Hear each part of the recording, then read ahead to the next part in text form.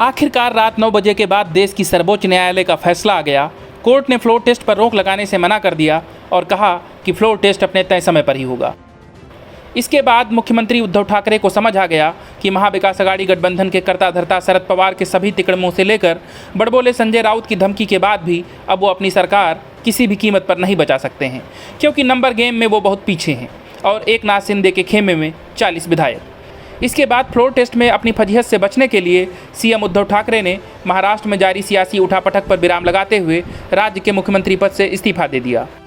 अपने Facebook live के दौरान उद्धव ने कहा कि मैं सीएम पद से इस्तीफा दे रहा हूं, मेरे पास शिवसेना है और उसे मुझसे कोई नहीं छीन सकता। ठाकरे ने देर शाम फेसबुक लाइव करने की घोषणा की और लगाए जा रहे अनुमान के तहत ही सीएम पद से इस्तीफा दे दिया। इतना ही नहीं, उन्होंने विधान परिषद की सदस्यता भी छोड़ने की घोषणा की। उन्होंने कहा कि अब वो फिर से शिवसेना भवन में बैठना शुरू करेंगे। फेसबुक लाइव पर इस्तीफे का ऐलान करने के तुरंत बाद वो राजभवन के लिए रवाना हो गए। उद्धव ने फेसबुक लाइव के दौरान एनसीपी प्रमुख शरद पवार और कांग्रेस प्रमुख सोनिया गांधी का भी आभार जताया। साथ ही उन्होंने बताया कि जब संभाजी नगर का कैबिनेट बैठक में प्रस्ताव पास किया गया तब कांग्रेस और एनसीपी ने सपोर्ट किया और हमारे लोग नदारद रहे। जिनके लिए सब कुछ किया वो नाराज हैं, जबकि कई गरीब मातोश्री पर आकर लड़ने के लिए कह रहे हैं।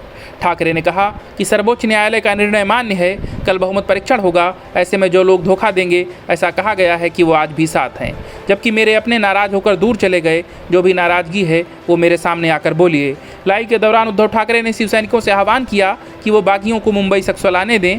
यही नहीं, उद्धव ठाकरे ने साफ कर दिया कि मुख्यमंत्री पद छोड़ने का कोई अफसोस नहीं है। उद्धव ने अपने लाइव के दौरान मुस्लिम समाज के लोगों का भी आभार जताया। वहीं उद्धव ठाकरे के इस्तीफे के बाद एकनाथ शिंदे के आवास के बाहर पटाखे फोड़े गए और मिठाई बांटी गई। वहीं उद्धव ठाकरे के इस्तीफे के बाद संजय राउत ने ट्वीट कर कहा कि ये अग्नि परीक्षा का समय है। हमने एक बेहद शालीनता वाला और संवेदनशील मुख्यमंत्री खो दिया। इतिहास बताता है कि धोखे का अंत अच्छा नहीं होता। ये ठाकरे की जीत है, जनता की जीत है या शिवसेना की शानदार जीत की शुरुआत है।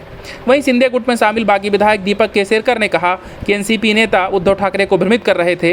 हालात यहाँ तक हो गए थे कि करीबी होने के बाद भी हम 6-6 महीने तक सीएम से नहीं मिल पाते थे, इसलिए दूरियां लगातार बढ़ती गईं और उद्धव ठाकरे के प्रति अविश्वास भी बढ़ता गया। वहीं सुप्रीम कोर्ट के फैसले के बाद महाराष्ट्र के पूर्व सीएम और बीजेपी नेता देवेंद्र फडणवीस के साथ राज्य बीजेपी प्रमुख चंद्रकांत पाटिल और पार्टी के अन्य नेता मुंबई के ताज प्रेसिडेंट होटल में एक विधायक बैठक के लिए पहुंचे। एक दूसरे को मिठाई खिलाकर मुंह मीठा कराया। इससे पहले 50 विधायकों के समर्थन वापसी के बाद अल्पमत में आई उद्धव सरकार से राज्यपाल भगत सिंह कोश्यारी ने गुरुवार को सुबह 11 बजे विधानसभा में बहुमत साबित करने को कहा था। इस फैसले के खिलाफ मुख्यमंत्री उद्धव ठाकरे की सरकार ने सुप्रीम कोर्ट का दरवाजा खटखटाया था। Bureau report, news of India.